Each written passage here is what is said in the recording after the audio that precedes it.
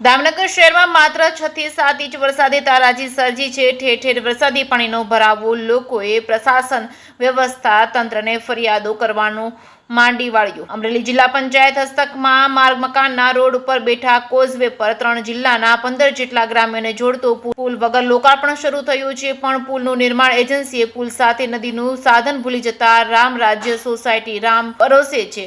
મુખ્ય રસ્તાઓને કોમર્શિયલ ઉપયોગ કરવા વરસાદી પાણીના વહેણ બુરી પેવર બ્લોકનો તીકો ધંધો કરતા સત્તાધીશો આરએનબી જગ્યાઓમાં પેવર બ્લોક નાખી કોનો વિકાસ કર્યો છે। કરોડોના ખર્ચે બનેલા પુલ રોડ નાળાઓ માત્ર 5 થી 7 ઇંચ વરસાદમાં નબળા કામની પોલ ખોલી ઠેર ઠેર એજન્સીઓ દ્વારા વરસાદ બાદ ઢાકઢુંબો પાપ છુપાવતા જોવા મળ્યા છે।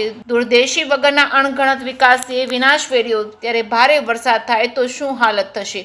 છબાડિયા રોડ ઉપર લાઠી તાલુકાના પંચાયતે 84 લાખના ખર્ચે 1 માસ પહેલા બનેલા નાળા ઉપર ભૂ પડ્યો છે। રેલવે ઓવરબ્રિજના ડ્રાઇવેજ અને એવીજીમાં બાયપાસ આરસીસી રોડ લટકતી હાલતમાં નીચેથી માટી ધોવાઈ જતા એજન્સીએ તાબડતોડ સમારકામ કરી ઢાકઢુંબો શરૂ કર્યો છે।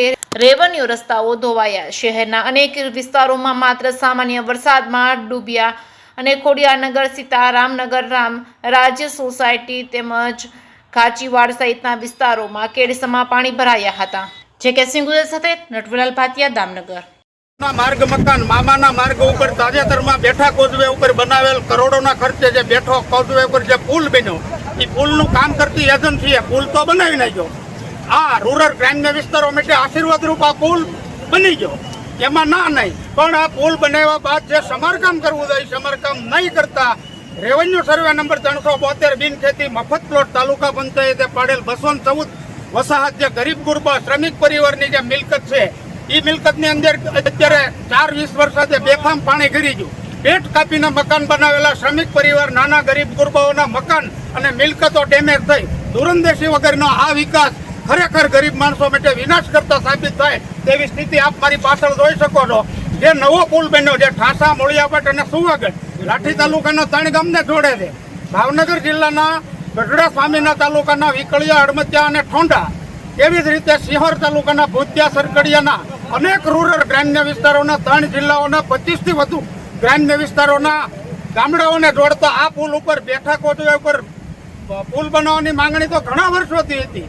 સરકારે આ બેઠા કોઝવે ઉપર પુલ બનાવીને ગ્રામ્ય વિસ્તારો માટે આશીર્વાદરૂપ કામ કર્યું છે, પણ દામનગરની બહાર નીકળતા ખાસા રોડ મફત પ્લોટ નામના વિસ્તાર તરીકે ઓળખાતા વિસ્તાર માટે અનેક ગરીબ ગુરબાઓ માટે હાલાકીરૂપ આ પુલ સાબિત પ્રથમ વરસાદે જ થયો છે।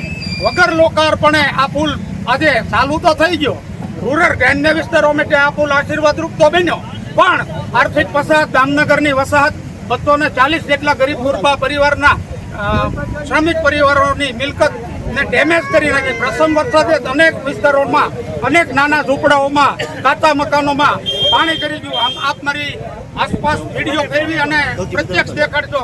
સમગ્ર આર્થિક વસાહત વિસ્તાર આખો અત્યારે પોતાના ઘરમાં રાંધી ખાઈ શકે નહીં તેવી રીતે આ વિસ્તારની પ્રજા અત્યારે બહાર છે।